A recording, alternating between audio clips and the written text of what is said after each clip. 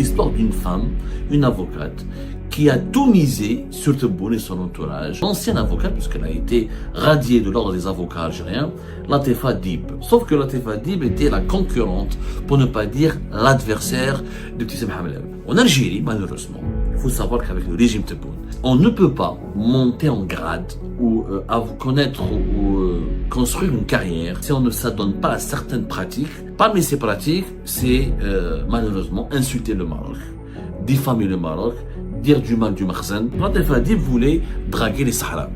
Donc, elle voulait à tout prix aller à Tindouf, dans les camps des réfugiés sahraouis. Alors, quand elle était partie à Tindouf, chaque jour, elle faisait un live, elle s'affichait avec tout le monde. Donc, Ibtissam Hamlaoui a senti le danger. Et comme Ibtissam Hamlaoui a beaucoup de réseaux au sein du Croissant Rouge sahraoui, elle a orchestré une machination pour saboter Latifa Dib. Elle n'a pas été expulsée manu militaire. On l'a piégée. On lui a dit, écoutez, il y a un autre événement qui concerne les femmes sahraouis, mais qui sera organisé dans un hôtel à Tindouf. Ils l'ont emmené à Tindouf, ils l'ont placé dans une chambre, ils lui ont pris une chambre, ils lui ont dit à tout à l'heure. Elle se retrouve donc bloquée dans un hôtel à Tindouf, elle a été éloignée des camps des réfugiés, sous l'émotion, elle a éclaté, elle a explosé de colère. Elle a commencé à faire des lives. À l'époque de Tebboune, c'est jamais, la Sahara occidentale, c'est plus sacré que la Palestine.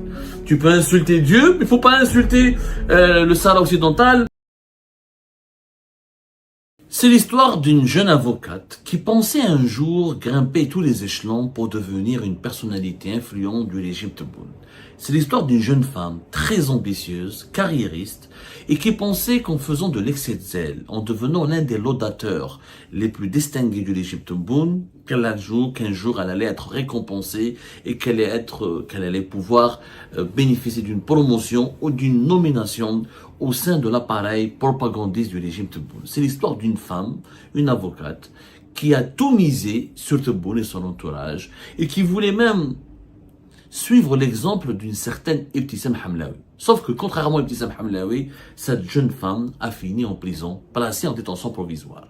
C'est l'incroyable histoire de l'avocate ou de l'ancienne avocate, puisqu'elle a été radiée de l'ordre des avocats algériens, Latifa Dib. Latifa Dib, elle a plusieurs points communs avec Ibtissam Hamlaoui. C'est une femme jeune, blonde, qui met en valeur sa féminité. Elle met en exergue, elle essaye de séduire l'opinion publique, elle essaie de se présenter comme étant une femme émancipée, moderne, séduisante. Bref, une femme exactement qui copiait un petit peu Ibtissam Hamlaoui. Sauf que Latifa Dib était la concurrente, pour ne pas dire l'adversaire d'Ibtissam Hamlaoui. Et pourtant, cette avocate, dans ses publications, dans ses interventions médiatiques, dans ses sorties médiatiques, elle multipliait les déclarations d'amour au régime Tebboune, elle multipliait les offres de services et elle était prête à se mettre à genoux pour supplier Abdelmadjid Tebboune ou ses décideurs de lui accorder un poste, une promotion, une quelconque nomination au sein de cet État dirigé d'une main de fer par le clan Tebboune. Latifa Dib est pourtant le 2 juin 2026, à savoir le mardi dernier, le tribunal correctionnel de Sidi Mohamed a décidé de la placer en détention provisoire, de la placer sous mandat de dépôt. Elle a été donc envoyée en prison pour exposition au regard du public de publication de nature à porter atteinte à l'intérêt national. Exposition au regard du public de publication de nature à porter atteinte à l'intérêt national. Elle sera jugée normalement le 8 juin prochain dans le cadre d'une comparution de flagrant délit, de comparution immédiate, et elle saura si sa détention sera prolongée. Dans 4 jours, elle va savoir si sa détention sera prolongée ou si elle sera remise en liberté ou elle va bénéficier d'un sursis. Son emprisonnement a étonné, a défrayé la chronique, d'autant plus qu'elle est une partisane du régime Tebboune. Il ne s'agit pas d'une opposante. Quelques jours avant son incarcération, elle défendait la validité ou la légalité d'emprisonner ou de placer en détention ou d'envoyer en prison des personnes qui likaient ou qui partageaient ou qui commentaient les publications de certains opposants algériens considérés arbitrairement ou classés arbitrairement comme étant terroristes par le régime Tebboune. Comment cette femme, qui donc était prête à se donner corps et âme au régime Tebboune, comment elle s'est retrouvée en prison? Et bien son histoire, elle est incroyable, elle est digne d'un film. Et tout a commencé à la fin du mois d'avril dernier, dans les camps des réfugiés sahraouis à Tindouf, gérés par le Polisario, par ce qu'on appelle la République arabe démocratique sahraoui. Latif Hadib, elle s'était fait connaître, où elle a gagné en notoriété, où elle a construit sa notoriété, en réalité sur le dos de Ibtissam Hamlaoui, grâce à l'affaire de Yassine Ben Chattah et de Hajar Zitouni au mois de novembre 2025. À ce moment-là, elle était l'avocate qui a eu le courage et l'audace de se constituer pour les défendre en déposant plainte contre Ibtissam Hamlaoui. Elle a voulu défendre Yassine Ben Chattah et Hajar Zitouni contre Ibtissam Hamlaoui à la suite de leur révélation dans un témoignage, rappelez-vous, dans plusieurs témoignages poignants et accablants qui révèlent des pratiques de torture, de trafic d'influence, de harcèlement, de manipulation et d'emprise malsaine sur les institutions, sur la brigade de gendarmerie de Belmondraïs, la brigade de recherche de Belmondraïs, de la gendarmerie de Belmondraïs et le tribunal judiciaire de Belmondraïs.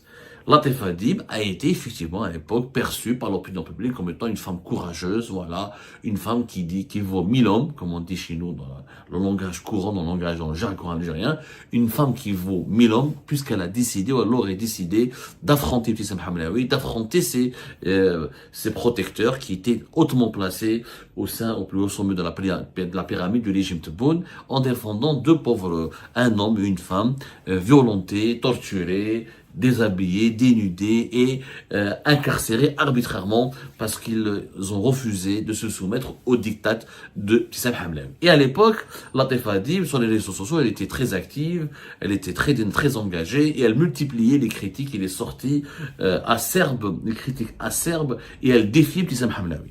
Ça lui a permis de gagner la sympathie d'une bonne partie de l'opinion publique algérienne. Sauf que l'opinion publique algérienne va découvrir que cette Latif Hadib n'est pas du tout une opposante courageuse, ni une femme qui veut changer l'ordre établi ou qui veut apporter une révolution sur le paysage politique et médiatique.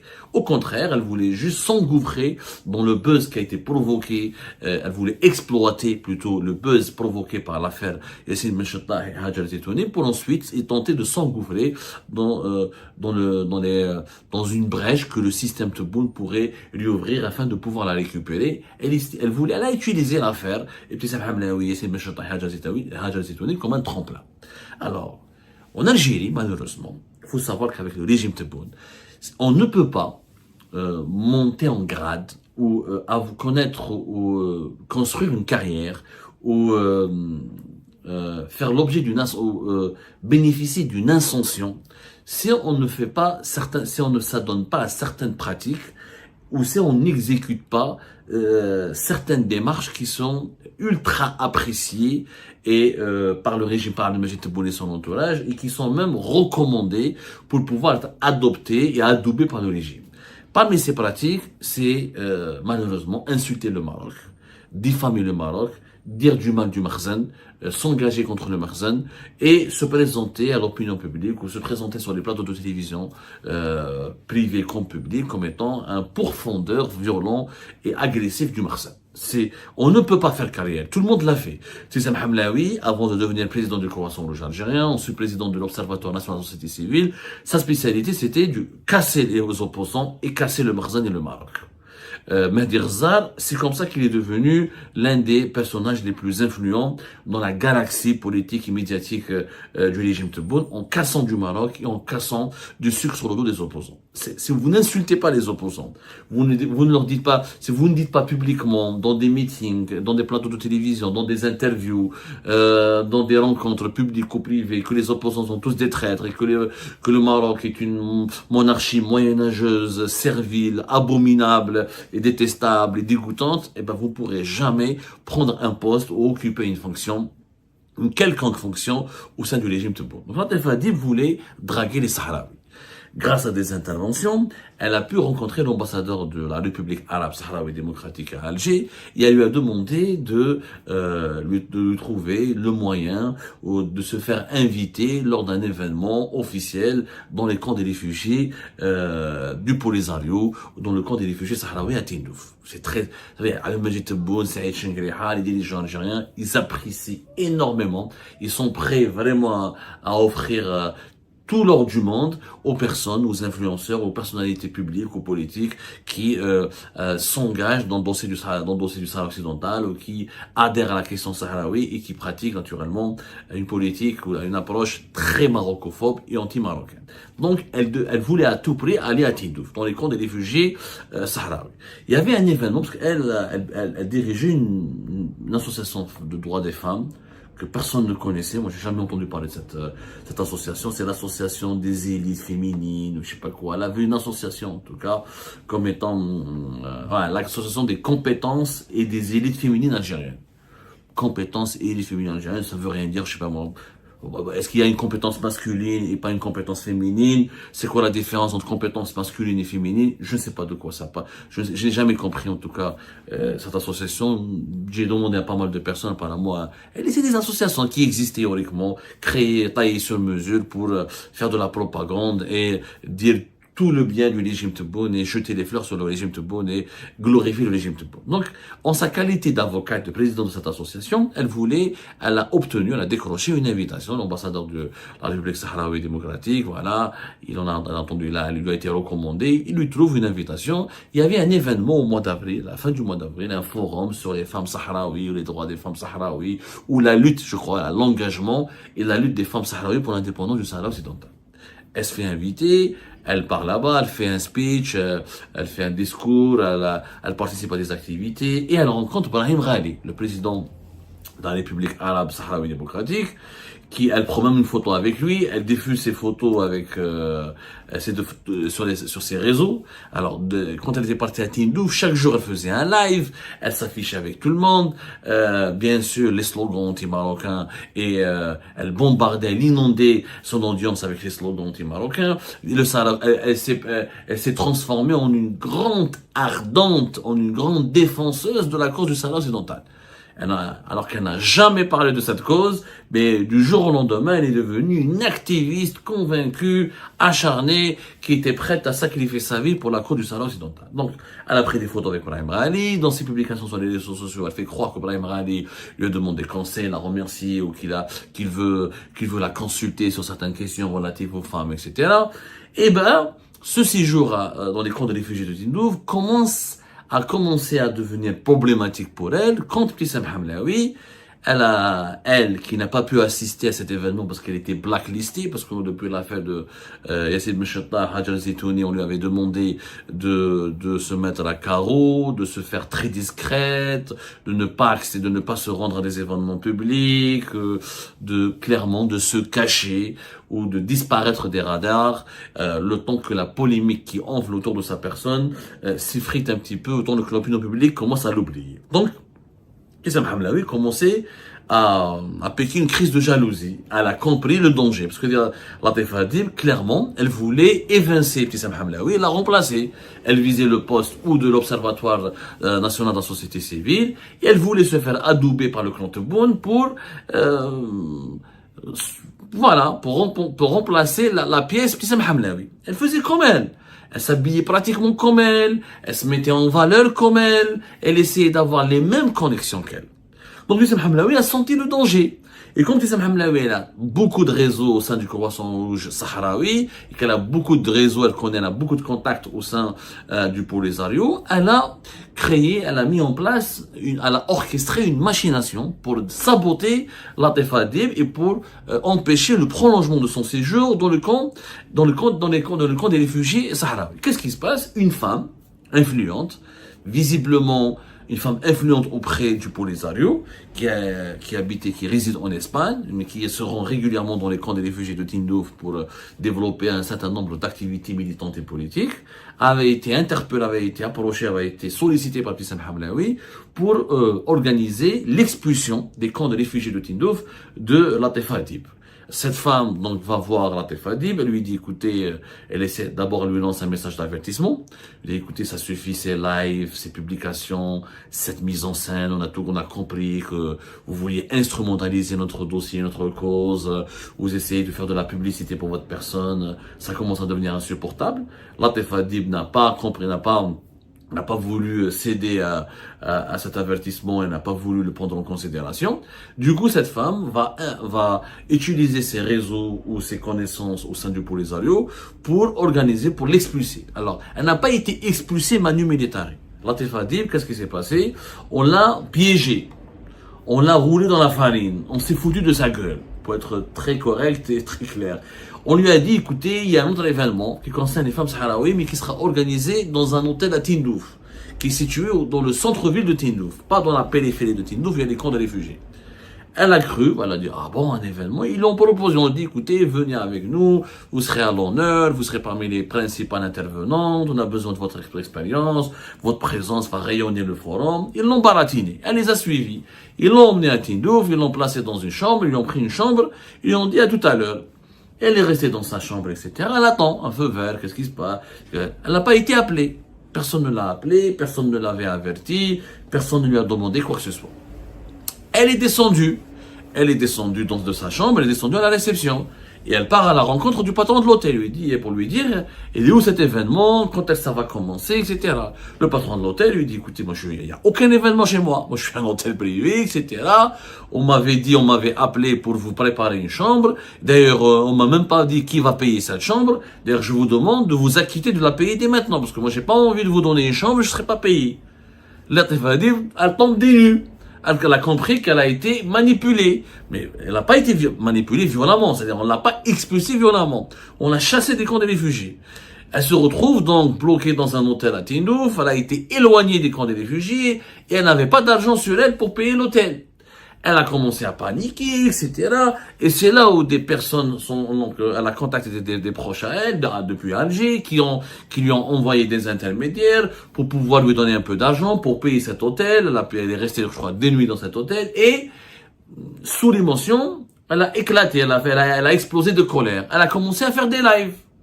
Des lives dans des vidéos sur sa page Facebook où elle commençait à dire j'ai été maltraité par les agents du Polisario, on m'a expulsé, on m'a enfermé dans un hôtel, on m'a maltraité, et elle a créé un incident diplomatique. Pourquoi? Parce que la presse marocaine, qui est anti-Polisario naturellement, elle a repris plusieurs titres de la presse marocaine, notamment des sites électroniques très proches du régime marocain et très fidèles à la ligne politique du régime marocain, ont repris le témoignage et les confessions de Latifa Dib. Ils ont dit, voilà, vous pouvez aller voir d'ailleurs plusieurs titres de la presse marocaine. Ils ont parlé expulsion de l'avocate algérienne Latifa Dib, des camps de Tindouf. L'avocate et militante algérienne Latifa Dib a déclaré avoir été expulsée des camps de Tindouf par des éléments du Front Polisario séparatiste, en compagnie de 3 autres militantes. Ils ont tous partagé sa vidéo, qu'elle a publiée sur son compte personnel. Donc, Latifa Dib parce que elle n'a pas réfléchi, sous l'émotion, dominée par son émotion ou par ses émotions, elle a cédé à sa colère. Elle a compris elle a bien compris plus tard, elle a compris rapidement que c'était Ibtissam Hamlaoui qui lui a fait un coup, qui l'a poignardé dans le dos et qui a manipulé des gens du Polisario pour l'expulser. Donc, elle s'est lâchée. Elle s'est lâchée dans ses vidéos, faisant croire que le Polisario ou la République arabe sahraoui démocratique ont maltraité, malmené une avocate, une militante algérienne.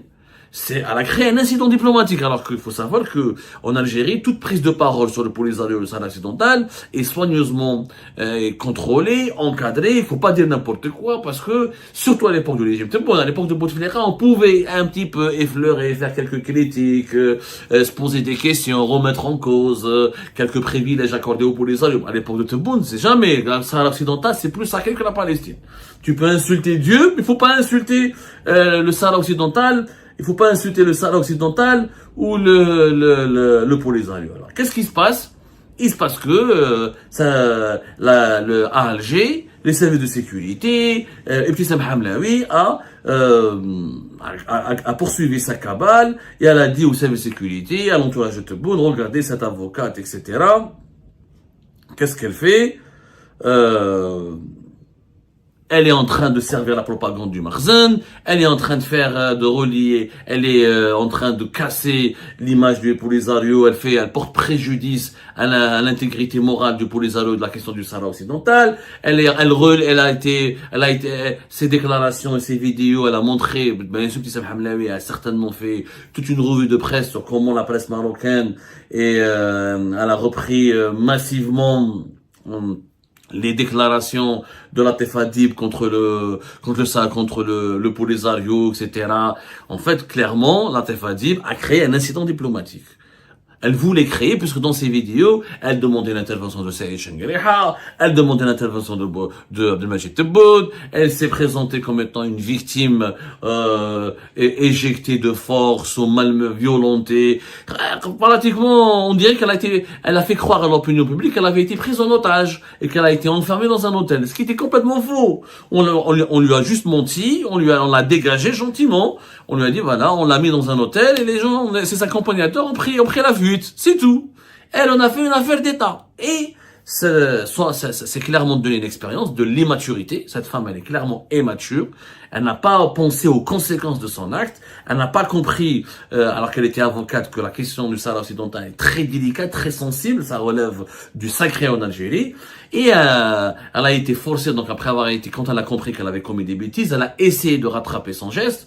Elle a refait d'autres vidéos, d'autres lives juste après pour corriger le tir, pour dire que finalement on n'a pas été maltraité, que tout s'était bien passé, que le Polisario l'ont bien accueilli, que c'était un malentendu avec certaines personnes, il a commencé à faire des allusions à Ibtissam Hamlaoui, que c'est une autre personne basée à Alger qui voulait lui faire du mal, qui voulait la briser, la saboter, mais c'était trop tard. C'était trop tard, les vidéos avaient fait ravage, les médias marocains ou pro-marocains l'ont massivement repris et diffusé, et la justice algérienne a fini par l'inculper, et les services de sécurité, notamment selon nos informations, toujours à travers le service central de lutte contre le crime organisé de Saoula, qui est l'instrument de propagande, l'instrument de la répression préféré et privilégié du clan Tebboune, il a été mis en branle pour instruit de procéder à son arrestation, son interpellation. Ensuite, elle a été présentée en comparaison immédiate devant le tribunal de Sidi Mohamed et elle a fini emprisonnée. Voilà comment les rêves de la Tefadib se sont évaporés du jour au lendemain et elle est partie rejoindre les détenus d'opinion, les détenus politiques qui croupissent dans les prisons algériennes, elle qui défendait indirectement, voire même directement, le bien fondé de leur emprisonnement. Voilà comment une femme ambitieuse qui rêvait d'être la nouvelle marraine ou la nouvelle Miss ou la nouvelle égérie du régime Tebboune qui finit en prison, triste fin pour une femme encore une fois qui a manqué cruellement de ruse et d'expérience et qui a été piégée par la terrible, mais vraiment la terrible et la fatale Ibtissam Hamlaoui. Et ben voilà les amis, c'est la fin de cette vidéo. Je vous remercie comme d'habitude pour avoir suivi jusqu'à la fin. N'oubliez pas de nous laisser vos commentaires et vos réactions sur cette vidéo et de vous abonner à la chaîne si vous n'êtes pas encore abonné. Donc voilà, ça fait vraiment plaisir de voir vos commentaires et vos réactions et vos discussions sur la section des commentaires. C'est très intéressant et je vous prie toujours de garder le respect et un petit peu la bonne ambiance pour tout le monde. Donc voilà, merci beaucoup et à la prochaine dans une nouvelle vidéo. Au revoir.